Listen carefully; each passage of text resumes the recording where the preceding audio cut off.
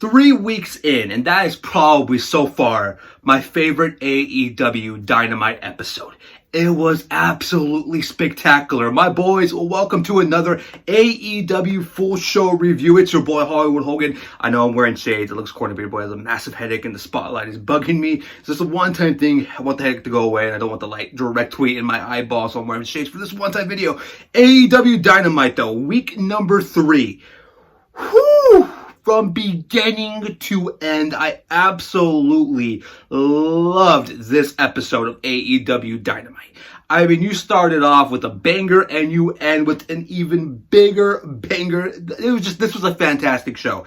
And it was so good that there was moments I totally forgot that we still had the main event, which is the Painmaker Jericho versus Darby Allin. We will get into that later, but this card was absolutely stacked. And to think this is a weekly show on TNT. Again, we're not doing AEW versus NXT reviews anymore. It was just impossible for one person to be able to watch both shows at the same time and give you guys a cohesive review of both shows. If I had another person on this show, then I would be able to do that. But I'm just focusing on AEW on Wednesday nights, and then on Thursdays, which is tomorrow, I'll be uploading the NXT Top 10 moments. So look forward to that tomorrow. But let's just jump right into this full show review of AEW Dynamite. It starts off with SCU coming down to the ring. They're absolutely laid out and attacked by the Lucha Bros, which I believe they are the best tag team in the world. I know that's debatable, but in my opinion, the Lucha Bros, the best tag team in the world. Those guys are absolutely talented. They take out SCU.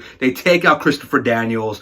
Some beautiful movesets. Scorpio Sky comes down to the ring. Scorpio Sky, by the way, man, I have had the pleasure of watching him at Bar Wrestling countless times. It's been an honor to watch him. He looked fantastic in this match. He's wrestling with like jeans on, tennis shoes on. He loses both tennis shoes. He throws the shoes into the crowd. The crowd throws the shoes back into the ring. Very reminiscent of when Cena threw his shirt at the ECW crowd, and the ECW crowd threw the shirt back. It wasn't Philly. It makes a lot of sense. That Philly crowd, by the way, fantastic Philly crowd. They were white hot from the beginning. Anyways, Christopher Daniels is taking out Scorpion Sky. Has to go into the match. You get SCU versus Best Friends in the tag team tournament to crown the new tag team champions. And man, I just have to give AEW its prop because they have made tag team wrestling great again. And it's just the focus and attention that they put into their tag team division. And the tag division is the best tag division in all of pro wrestling. I challenge anybody out there to debate me on that. Name me another pro wrestling company out there right now that has a better tag team division, better tag team quality matches than All Elite Wrestling Dynamite. Right now, there is no other company. I mean, the Young Bucks, obviously, I'm pretty sure that they're the ones in control of the tag division right now. And it has just been such a great division. This tournament has been fantastic. It's given us some classic tag team matches. The focus on those matches are fantastic. Scorpion Sky looked like an absolute star in this match. I think he's going to be huge for AEW moving forward. I don't even think he needs SCU. I'm not trying to break up SCU. I love SCU. But I think Scorpion Sky could actually do some damage as a sole guy by himself. Like, he's going to be that big of a star where I could see him even possibly becoming a challenger for the All Elite Wrestling Heavyweight Championship. He looked fantastic in this match. Best Friends looked awesome. Obviously, they're coming out with their Sixers gear. You had that awesome Ben Simmons mentioned during commentary. They looked awesome in this match. They had this beautiful spear on the outside of the ring. The back and forth action was just fantastic. I loved it. And the whole match itself was just really great. I love that tag match, especially to start off the show. This is the second week in a row that they started off with tag team action. It was the Young Bucks and Private Party last week. This week, SCU versus Best Friends. SCU picks up the surprising win after the Lucha Bros came out and took out Christopher Daniels. I really expected Best Friends to win that match, but Scorpion Sky looked like an absolute star. Looked like a star. The crowd loved it. Again, I loved that little moment with the shoes. That was fantastic. Great moment between that. And again, that tag tournament that they're doing right now is one of my favorite things going right now in AEW. And then you get another tag team match right after that. Again, the focus the last two weeks has really been tag team action. And we get, Santana and Ortiz. I believe their new tag name is Proud and Powerful. I believe that's what it is. Their theme, by the way. Santana and Ortiz's new theme in AEW is an absolute banger. I loved their theme from beginning. It was just a fantastic flame theme. Actually loved it. And they were going against these jobber tag teams, and they looked fantastic in this match. Just another great, they're not even in the tournament. And that's another great tag team just put into the AEW roster. Santana and Ortiz, obviously, they made a name for themselves in Impact Wrestling as LAX. Now apparently they're going by Proud and Powerful. They're in the inner circle with Chris Jericho, which I absolutely dig that. They looked phenomenal against these jobbers. I mean, their movesets are unparalleled. The chemistry between Santana and Ortiz is amazing. It was a nice, fun, quick jobber match that got the crowd on their feet. Again, the Philly crowd, undefeated. They were fantastic. They were white hot all night, and they were just awesome. I love this Philly crowd. They were just on their feet. Also, Taz did some commentary for AEW Dark, which premieres on Tuesdays. So make sure you guys check that. I haven't heard Taz on commentary in such a long time. I think the last time I heard him on commentary was when he was working with Impact. I still miss Taz when he was doing SmackDown commentary. Him and Michael Cole, they were a fantastic duo, and it was crazy to see like Taz and JR and Tony Schiavone all in the same, AEW 10. It's just a wild thing that's happening right now in pro wrestling world. So you get that little quick match, a buried match with some jobbers, but they look fantastic. You get this awesome Chris Jericho promo right after Santana and Ortiz pick up the win. And Jericho, by the way, production-wise on these promos, the video quality on these promos look so clean. They look so nice. They look like a different level of quality. TNT is really stepping up their game when it comes to the quality of the content and the promos and the video packages. You get this amazing high quality looking promo by Chris Jericho and challenging the Young Bucks. So at November 9th, if the challenge is accepted, this is from Chris Jericho, La Champion, Santana and Ortiz. I'm going to say Tito Ortiz, my bad. I was looking at, do you guys know Tito Ortiz is going to fight Alberto Del Rio in an actual MMA fight? That's what I was thinking about because I saw it on Twitter a couple minutes ago. But back to Santana and Ortiz, my bad. Santana and Ortiz are challenging the Young Bucks on November 9th at, I think, Full Gear.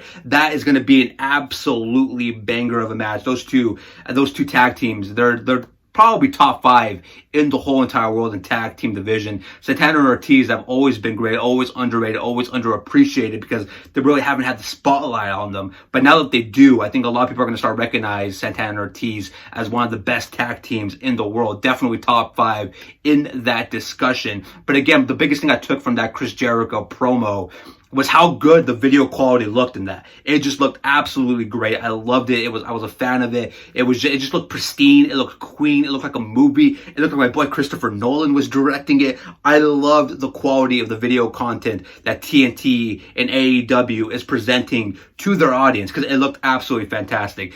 Then they go straight into another video package with Cody and his friends and his loved ones and his wife and family members all discussing the importance of his match against Chris Jericho at Full Gear on November 9th and how much that match means to him, how much that title means to him. I really love what they're doing with MGF and Cody. So he's seeing MGF talk about Cody really just adds to that storyline. I saw somebody on Twitter the other day compare the Cody and MGF companionship, friendship to Sting and Luger, and I thought that was a great comparison to have. MGF and Cody, that story, when they really, I love that they're really spacing it out and they're gonna let it go through all its, ups and downs. Like how it's see when finally MGF does turn. Spoiler alert. We'll see. Hey, maybe Cody turns. We don't know how that's going to turn out, but they're really doing a really good job with that whole MGF Cody dynamic that they're working on. But that video package with Cody and his loved ones and them explaining to the audience how that match means so much to Cody. To me, I saw a lot of people on Twitter not really like it. I loved it. I thought it was great. I thought it added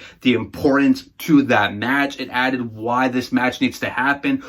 It just brought more into that match that it didn't have yet because it could have just been, just a Cody Jericho match with really nothing going. But adding the importance and why this match means so much to him and not hearing it from Cody, but hearing it from like Brandy and all his family members and all his friends like DDP and DDP doing that awesome Dusty Rhodes impression. I loved that. And again, the video quality of that video package was just so well done. It just looked so pristine and clean. And the edits, who's ever editing and filming these AEW promos and video packages is doing an absolute fantastic job. I have to give a major props to the production team with AEW because I remember when they were doing the shows, my biggest problem with AEW before their first show on TNT was production. I thought production was a little bit too sloppy.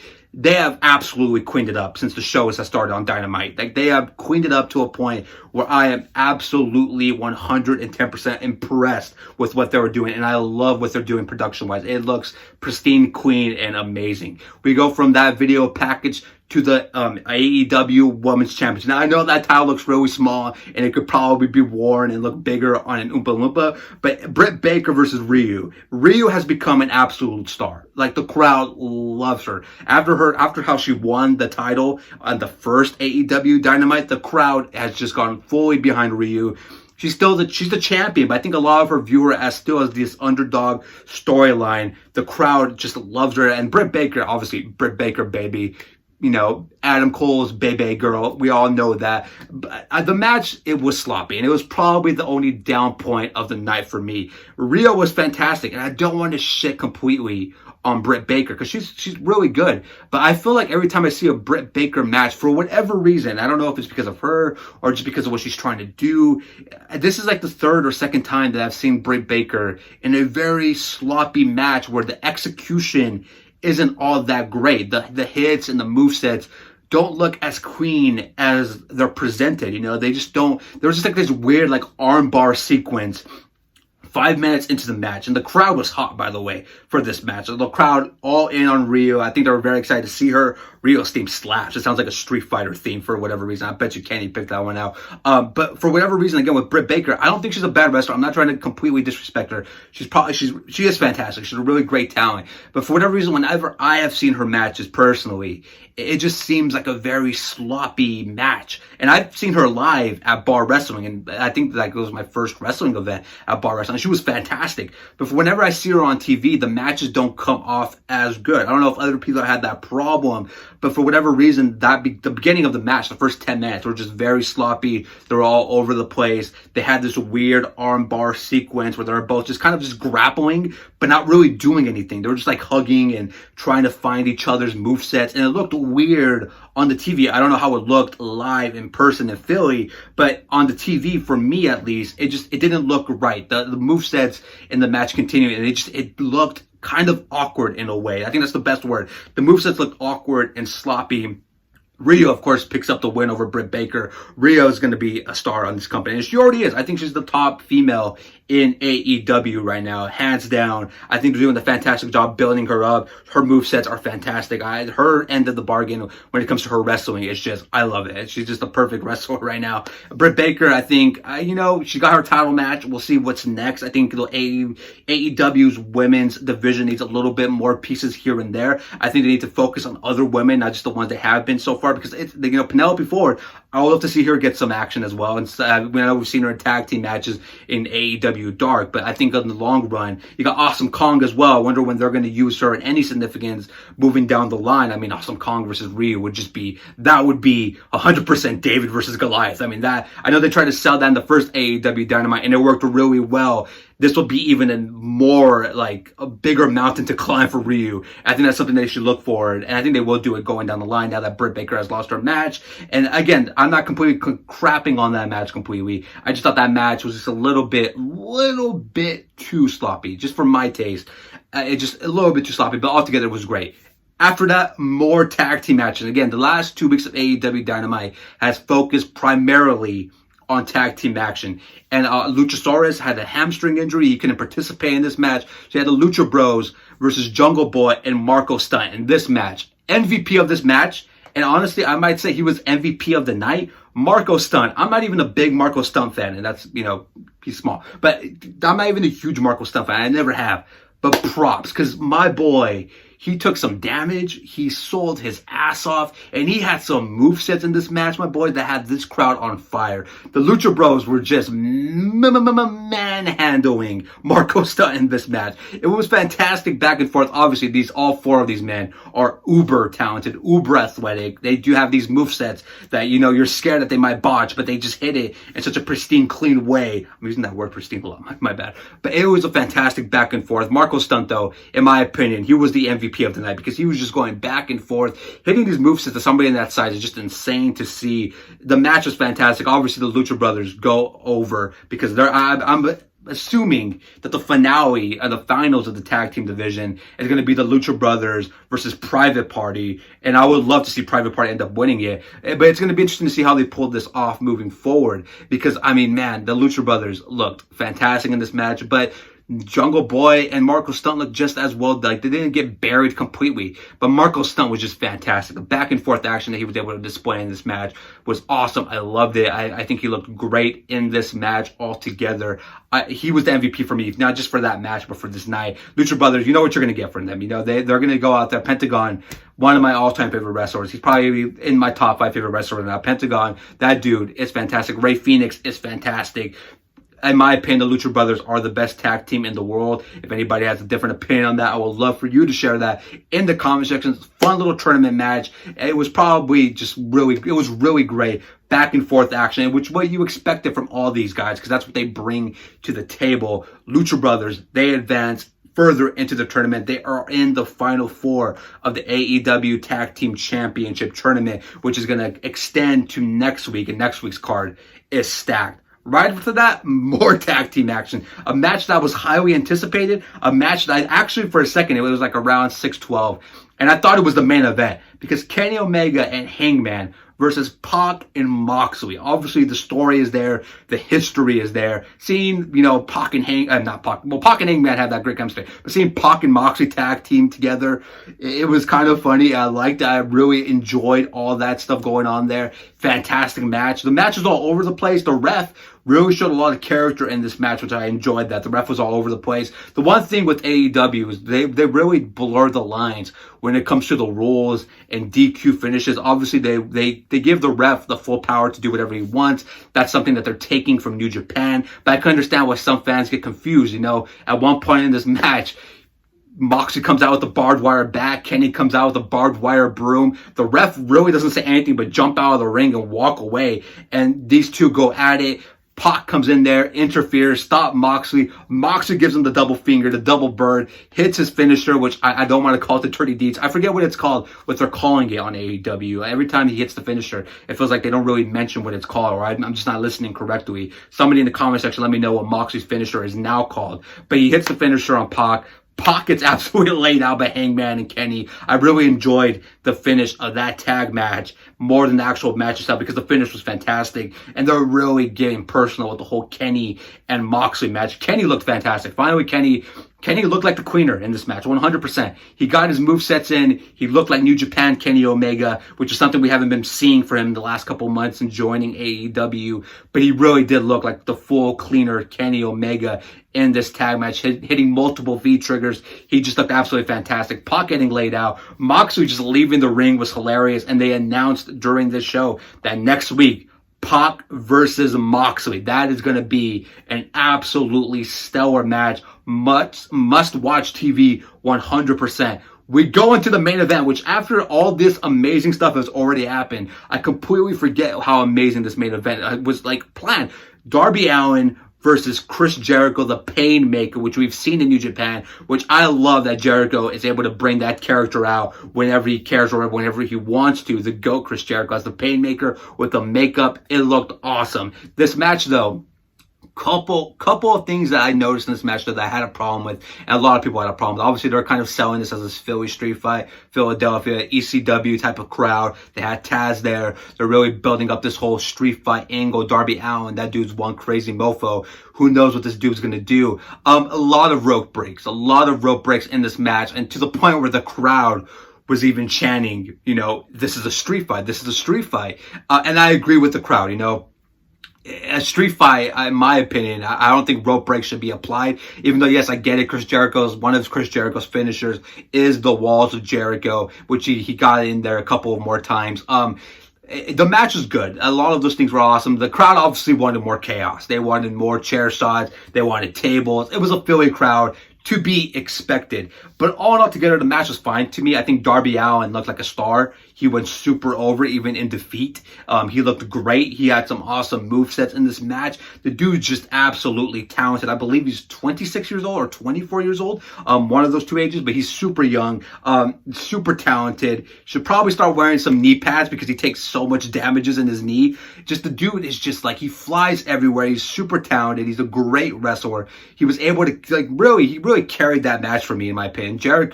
I think Jericho really appreciated that as well, because he didn't really have to do that much work in this match because Darby was just flying everywhere, my boys. And Darby is just an absolute talent. Jericho, that is awesome moment where, Jericho hog ties Darby Allin's hands behind his back with duct tape. I thought they were going to do a whole The Rock, Mick Foley type of thing where he just paddles him with the chair or with the skateboard on Darby's head until Darby's completely out. I thought that was something they were going to do because that crowd was so hot for more violence. It's a Philly crowd. I get that. I thought that was something was going to happen, but they didn't. They had this awesome moment where Jericho power bombs him onto his skateboard. That was awesome. I wish the skateboard would have broke. It would have been a better moment if that skateboard did snap in half after that powerbomb. Darby got some amazing maneuvers in with literally his hands tied behind his back. He went full Orange Cassidy on us and the crowd, which the crowd loved it. The movesets that he was doing, you can't expect anybody to do that with their hands tied behind their back. Darby Allin, wow. I mean, just unbelievable. You get the Jack Hager run in, which I don't know why Jericho was, he was distracting the ref when Hager went in there, just clocked Darby Allin in the face. It's a street fight, no DQ. I'm starting to get scared that companies don't understand what no DQ means, because we already saw the debacle that happened at Hell in a Cell, which I kind of don't want to talk about, but that's a different story for a different day. We already talked about that in Hollywood, but let's not get back into the whole Hell in a Cell, Bray Wyatt, Seth Rollins thing. But this one, you could tell Jericho was distracting the ref, and here comes Hager. One punch knockout. Jericho locks in the walls of Jericho, which is more painful with your hands tied behind your back. And he picks up the win. Out comes the bubblet. Out comes out the inner circle. They celebrate, and AEW Dynamite goes off the air. And it was probably, again, my favorite Dynamite so far. 3 weeks in, I thought this was my favorite AEW Dynamite, hands down. The action was nonstop. There was a real importance on tag team action. I love the tag team action. Some slip ups here and there. Again, the Britt Baker Rio match, I thought was a little bit sloppy at the end. I enjoyed it, but it wasn't as clean as I wanted it to be. Knowing that Britt Baker can be better, it's just unfortunate from my experience. I have seen Britt Baker in a couple of matches now where she's kind of sloppy, a little bit too sloppy. I don't know what's going on there. Maybe it's just my bad luck that I just can't, I've just seen her twice kind of be sloppy. I know that's not her movesets because I've seen her have good matches before, but just that match with her and Rio was a little bit sloppy. That was one of the down things. Another one, the whole rope break situation, the street fight. I can understand why the crowd was annoyed about that. Jericho should be able to hit, or have the walls of Jericho locked in, even with Darby under the rope trying to drag himself out of the ring. That would have been a cool moment. I wish they would have had Darby find a way to escape from the walls of Jericho other than just going for the rope break continuously. And I know the crowd wanted chairs and more chair shots, tables. They wanted full ECW chaos, but obviously AEW is not going to go blood and guts like Vince said. But all together, I love this AEW Dynamite. They're giving us matches that are just absolutely fantastic. And the fact that they're free, well, not free because it's on cable television, but the fact that it's on a weekly TV basis it's a phenomenal thing, man. I can't remember the last time that I was really excited about professional wrestling on a weekly basis. It's absolutely insane that every week that they're giving us quality matches. Like next Wednesday, Moxley versus Pac. Super intrigued by the match. Super interested in that. I love this Tonight Show. It was fantastic. Rumor mill right now, maybe Eric Bischoff finds his way to All Elite Wrestling.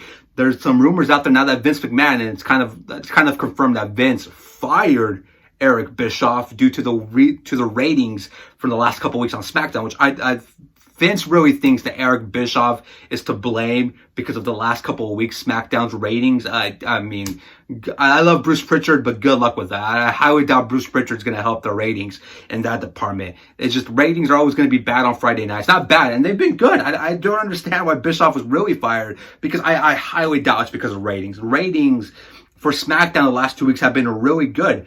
moving forward, we'll see how those ratings are. Friday nights, a lot of people like to go out. A lot of people have busy schedules. Usually I'm free on the weekend, so it's easy for me to watch SmackDown. But I really am shocked that Bischoff got fired. And I would not be surprised if the boys at TNT kind of start talking to Cody and them and start saying, how about we bring Bischoff on board? Because, we have a working history with him. We understand what he likes. We understand his concepts. If I was AEW, I would kind of stay away from bringing back older relics from the WCW past, the WCW ghost. I would leave that kind of there. But I would not be surprised if we see Eric Bischoff find his way to AEW in some capacity. My boys, I love this show. It was fantastic. It was awesome. It was just an amazing AEW Dynamite. 3 weeks in, and this is probably my favorite of the first 3 episodes of AEW Dynamite. And I'm looking forward to next week when we get Moxley versus Pac.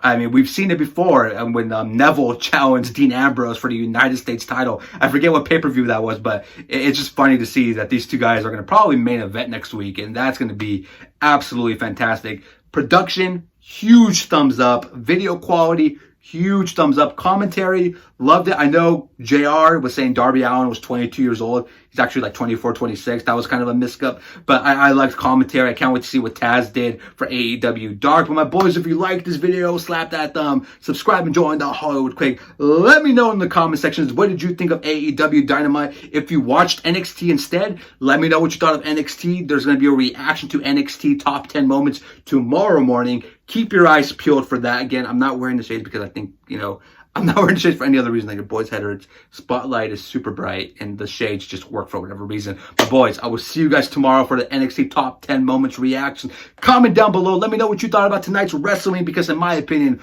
wrestling doesn't start till Wednesdays. I will see you guys later on. You guys enjoy the rest of your night, and you guys enjoy tomorrow too. So,